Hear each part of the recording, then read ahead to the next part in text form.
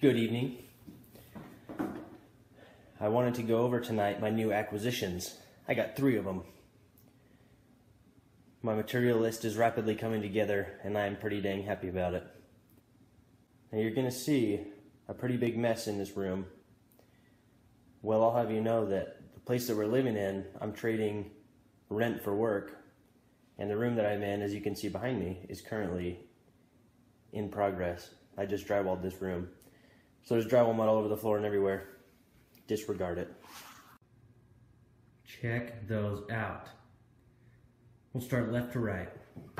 On the left, we have a blender that I just bought, which I will be using to shred the milk jugs before I melt them down. I'll cut them up into chunks that will fit in the blender, and then hopefully it will do the rest of the work and make them into small little pieces that I can then melt in my next acquisition, a toaster oven. The blender, I bought the cheapest one that Walmart sold because I'm probably going to break it, and hopefully I'll be able to return it. That wouldn't be very honest of me. We'll see. This, however, was sitting at my mother's office, and they don't use it anymore. So I got it for free fitty.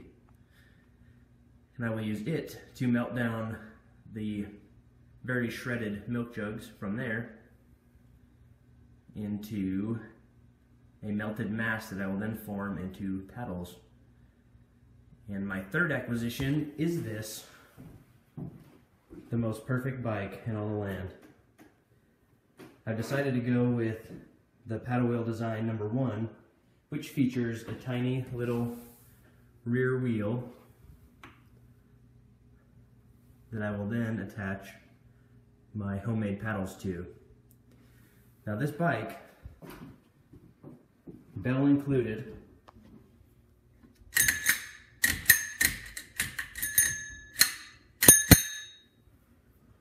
was $10. And after buying the shrink wrap and my other bike, this one,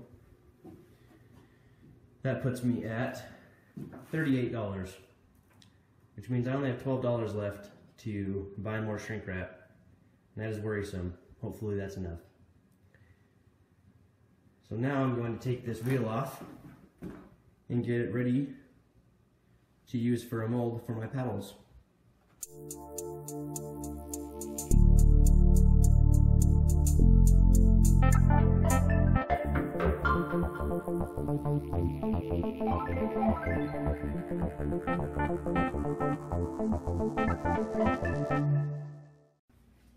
Alright, so I successfully dismantled the wheel and tire, and now I'm left with this. This is what I paid $10 for.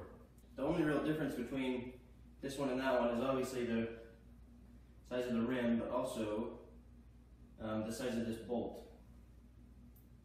It's super tiny on this, which means that it's built for a child's weight. So, but that doesn't actually matter because all of the weight, when this is a water bike, will be on the pontoons, not on the wheel. The wheel will have no weight on it at all. So the bolts can stay. But this is exactly what I wanted. So pretty much my paddles will be able to be the difference between this wheel and that wheel. I haven't measured them yet, but I don't know, 6 inches or something. I'll be able to build them off all around like that, and I think that'll be plenty. This is actually smaller than I was expecting to find, so that's awesome. I got a bunch of weird looks. I made a trip back to the youth ranch, Idaho Youth Ranch, to pick up this bad boy, and one lady, as I was buying it, said that I was going to look really good riding that thing, so that was nice of her.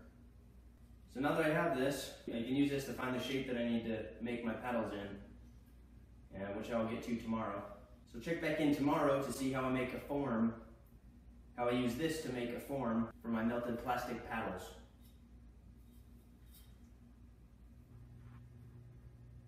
Almost forgot the best feature of this bike. This came with it. The Daddy's Girl license plate upgrade. Booyah. Idaho Youth Ranch never lets you down.